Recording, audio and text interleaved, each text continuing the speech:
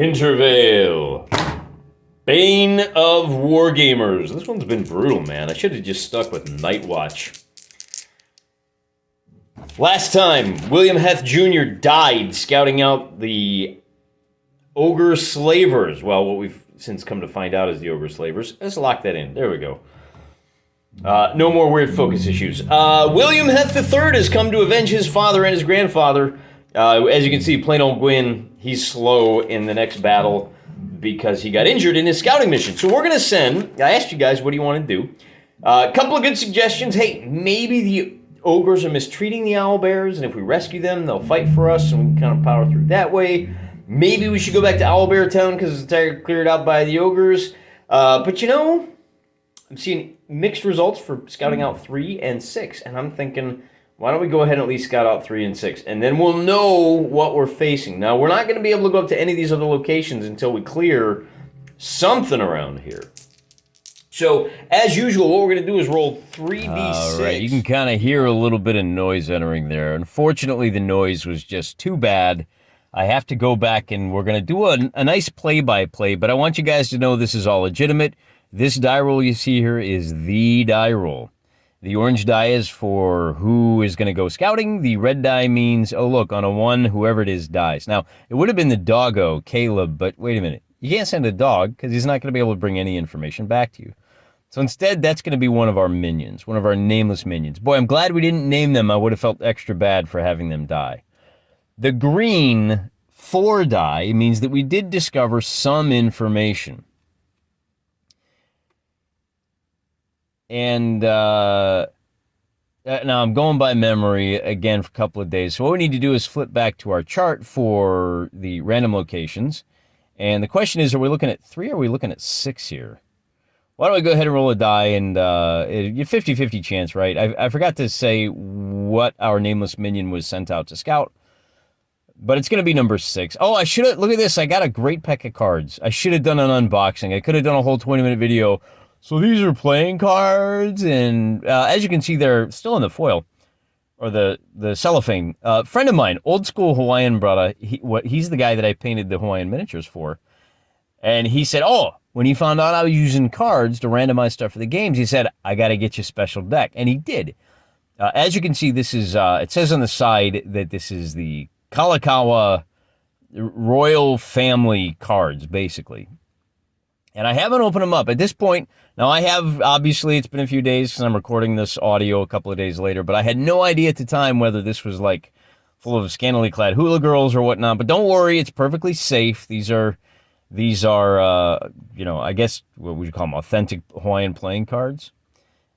So the House of Kalakaua. Kalakaua is one of the heirs of Kamehameha. And for those of you that don't know, Kamehameha was the beast of a general, the ali'i, or king, who united the Hawaiians under his banner shortly after the islands were, as the colonial powers call it, discovered by Captain Cook.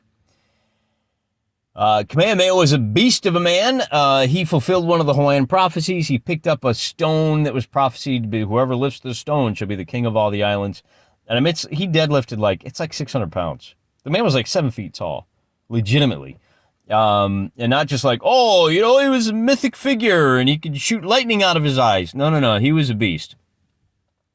So as you take a look at these, you know, you got your Joker cards. You got, oh, that right there is the seal of the Kamehameha household. And Kalakaua was, there he is right there. All the kings are Kamehameha. And the jacks are Lehuoku, I want to say. And then, of course, the queens are all going to be Liliuokalani. Very impressive royal family, and it's a great deck of cards. Just absolutely gorgeous. Love them to death. Kalakaua was very shrewd politically. He saw what was coming. This was during the colonial era, and the world was being carved up by a few select powers. He took a look at the Russians, who had already built a fort on Hawaiian territory by this point, and the Japanese on one side, and then the Americans and the British on the other side, and he found a way to chart his nation's course in a way that left them in good stead, better stead than most indigenous people as we think of them today. So what a great gift. We'll see if these cards can improve our luck at all with our wargaming. We've taken it on the chin a few times, And with no further ado, let's go ahead and we're going to cut them and shuffle them. Again, I already know what's going to happen here, but, I just want you to see. Just want you to see that these things, you got to take what the game gives you, right? So with all that done, we can finally now deal out the who and the where. And honestly, the third list down there is what the goal is of that group. So we're going to go with a 9 and a queen. This third queen doesn't really matter but for the sake of convenience, it's elves.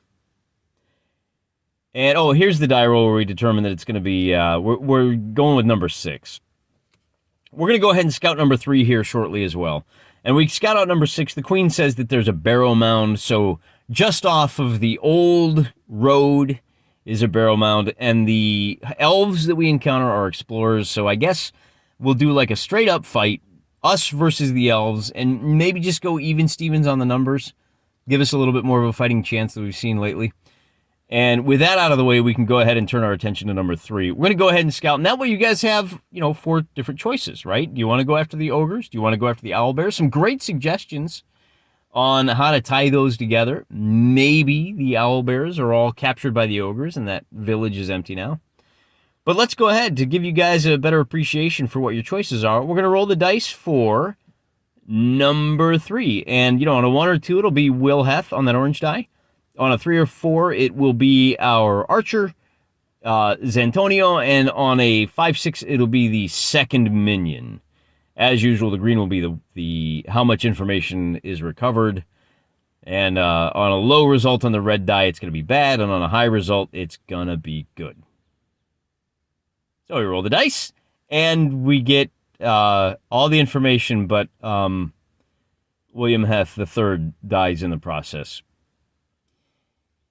Yeah, I'm not going to lie, a little bit frustrating. Apparently these cards did not bring us any good luck. It's good luck for Hawaiians, not newcomers. So we'll kind of pick those up and we'll do a fade out and we'll turn our attention back to the park. And at this point, are we going to do Will Heth IV? I mean, at some point you gotta listen. Somebody's trying to send you a message. It ain't working out, Mr. Wargaming. And I think the message that we can read loud and clear is that when it comes to miniature wargame design, Mr. Wargamer is a heck of a video producer. Time to eat a little bit of crow, I think. We have had some success in combining rule sets in some fun ways. And I think this experiment was successful in showing you how an utterly random campaign can take shape before your eyes. How we are animals that are gifted with being able to make connections, even where there are no real connections there. We can find them. The downside is of this process is that sometimes it just doesn't work out. The dice aren't giving us what we need to generate interesting games, and so I think it's time to just admit that Hintervale is not working out, at least not as originally envisioned, as one man doing kind of a barbarian prince style charging off into the wilderness. Or maybe it is, it didn't work. Maybe this is like Barbarian Prince, where you have to accept that you're going to die a lot before you find any real success. And there is value in trying to achieve that success. But, I mean, we got a channel to run here, guys. We got content to produce, and it's not working out. So we're just going to admit that it's not. We're going to close the books on Hintervale, and we're going to turn our attention back, and we're going to let the pros do what the pros do best, and that's design the rules. We're going to turn our attention back to a Night Watch campaign. We're going to turn our attention back to Patrick Todorov, who's designed a fantastic campaign system. Andreas Filigoy, maybe we come back and we just do a straight-up Song of campaign, whether that's Golden Darkness or was Deeds and Glory. Is that the other one? I can't remember off the top of my head. Or even just go with, Black Ops and just run through a 7-game campaign, or just play the Black Ops campaign as written in the book, because really there's just too many variables here and it's just not working out. So keep an eye out for that in the upcoming future. For those of you that played along and had some great advice and great suggestions, this is not your fault. We're going to put it all on Mr. Wargaming's shoulders. I'm a big boy. I've got broad shoulders. I can take it. And, take this as a learning experience. It's fine. We had some laughs. We learned some lessons.